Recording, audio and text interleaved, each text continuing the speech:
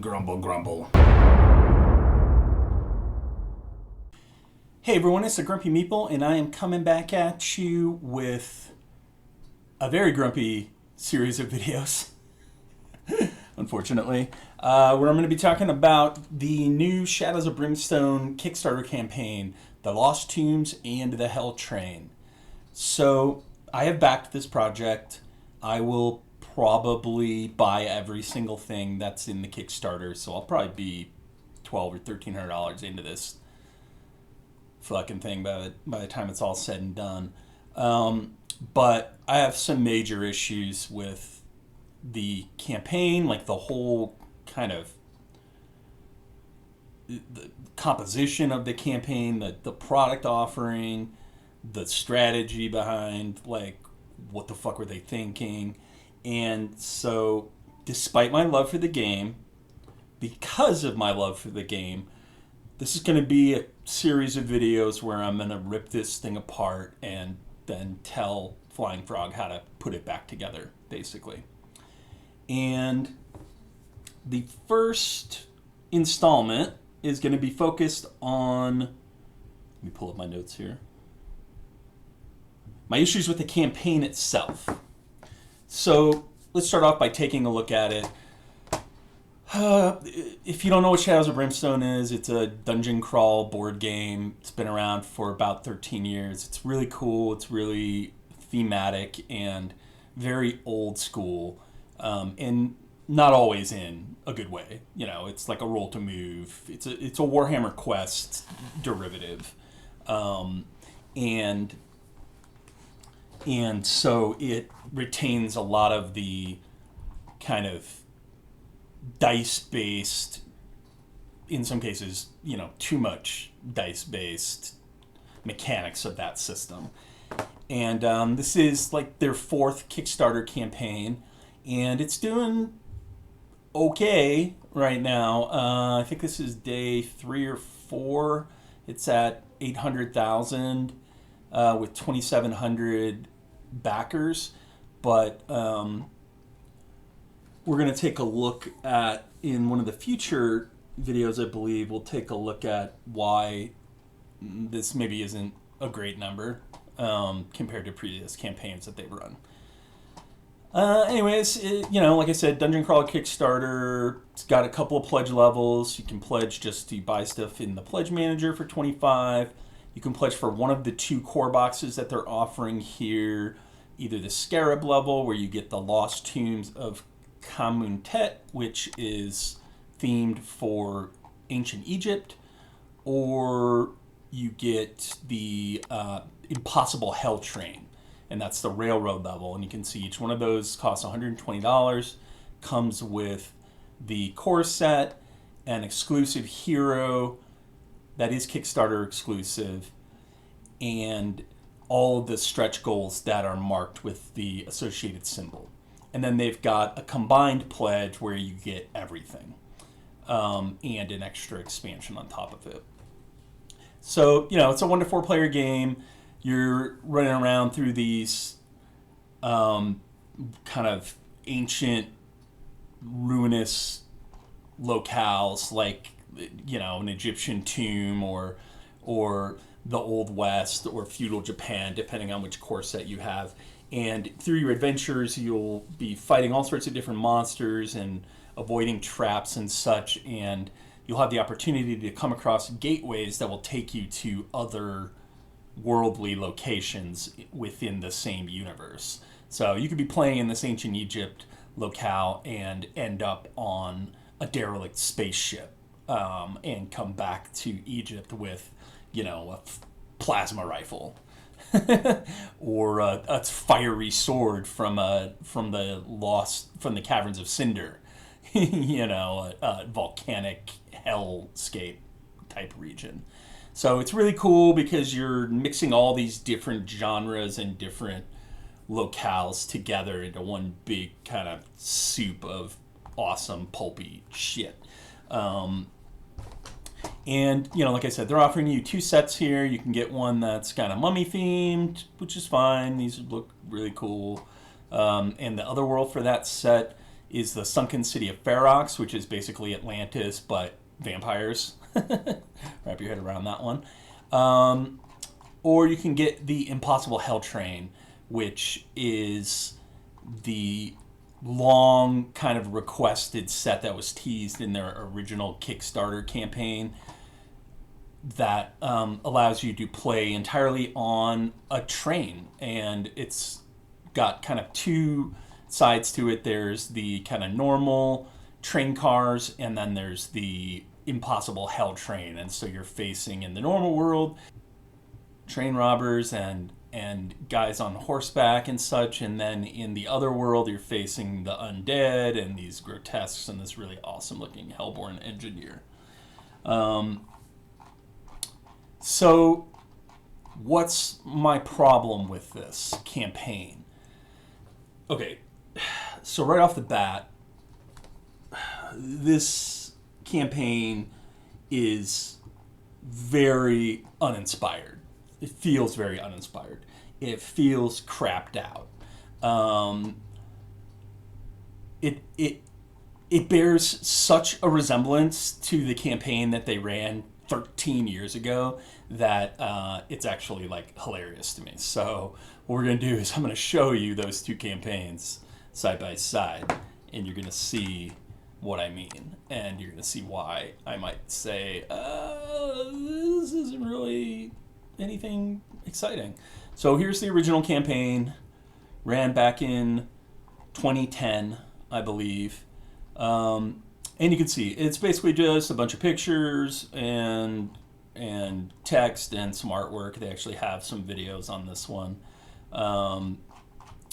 This is kind of your classic old school campaign. There's not a lot of community type stuff going on. There's no kind of links to external, YouTube videos or playthroughs. There's no gameplay playthroughs at all.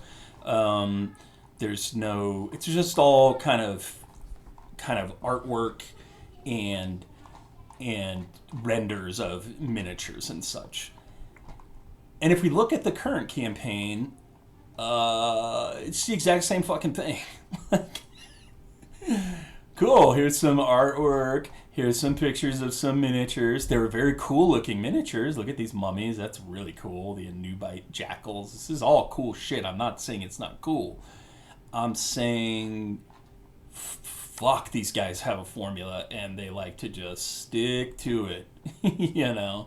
And it's been 13 years, so maybe there should be some alterations to how they market and kind of sell their games in that decade plus. But like I said, you can see there's nothing kind of unusual about this campaign. You could have run this exact same campaign, Lost Teams in the Hell Train, in 2010. And I don't think that's a good thing. You can see, just like I said, like insane walls of text that are still somehow like not detailed enough to actually tell you anything about these new sets. You have this Egyptian set, and it's hinted that there are going to be gameplay elements like traps and such that you might expect to run into, like you might expect Indiana Jones to run into, like a boulder that's rolling down a hill or a room that's slowly filling with sand or whatever. And they hint at that, but there's no explanation of how those things work, how often you run into them, what the mechanics are like. Like, it's devoid. It's a massive pile of text devoid of any detail. And so right off the bat, like, this is just so fucking uninspired. Like I said, there's nothing. They don't have anything interesting going on here in terms of community engagement. These guys are just as disengaged now as they were in 2010. They float into the comment section like once a day at the most and answer questions for like half an hour and then disappear. There's no fucking gameplay videos. There's no detailed descriptions. There's no fucking animated cool, like fucking artwork showing characters moving around the board and shit like that. There's no marketing behind this thing. It just kind of like showed up, and if you're a fan of Shadows of Brimstone, you're good, and if not, you're never going to fucking hear about this thing because they didn't do any kind of community outreach. I can't find a single video on YouTube right now that is related to this campaign, and this fucking thing has been live for 4 fucking days. And the one guy I did find, he didn't have anything about this game. He just got them to send him a copy of the original core set. There's no tabletop simulator. There's just nothing. It's just, I could make this campaign page myself, at least as well as this, if they gave me the art assets. So, right off the bat, like, what the fuck? It's 2023. It's time to evolve a little bit. And that's really going to be the theme of all of my critique of this campaign, is that it feels like Flying Frog is very much stuck in a rut, basically. Even the content of this campaign is basically exactly the same. Look, what do we got here?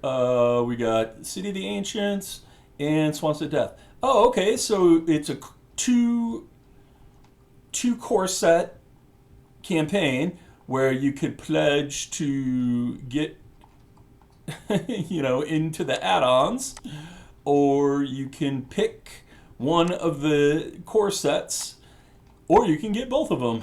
It's the exact same product offering from 13 fucking years ago. Like, what other game would you ever get away with this? It just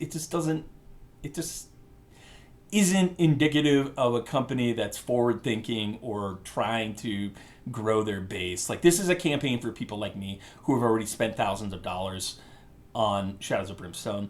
And if that's all Flying Frog wants to be, then that's fine. But the problem is that stagnation in their user base is filtering down into stagnation in the game, in the gameplay, and the way that the game is evolving through these various campaigns.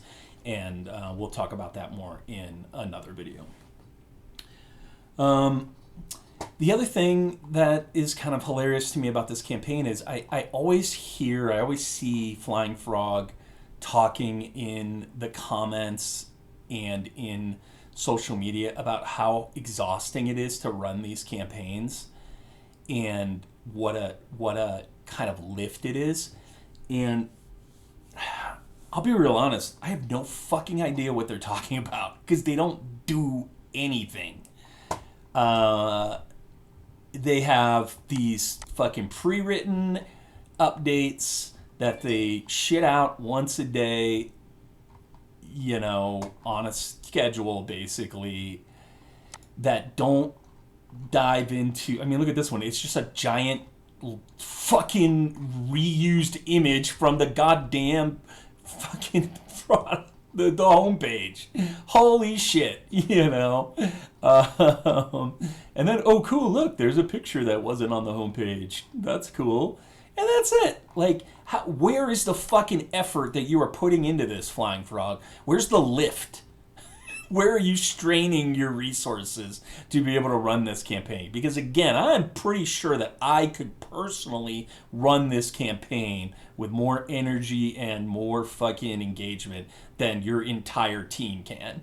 So it's just another thing that just cracks me up. Like, what are they fucking talking about? They're in the comments, like I said, like maybe 3 times in the entire time that this has been live. They'll pop into the comments and they'll answer a few softball questions that have shown up. that where they don't have to fucking push themselves at all. Here's me. I've been commenting quite a bit in here, just stirring up shit a little bit because again, I feel like these guys are stuck in a rut and they need to be challenged on this stuff.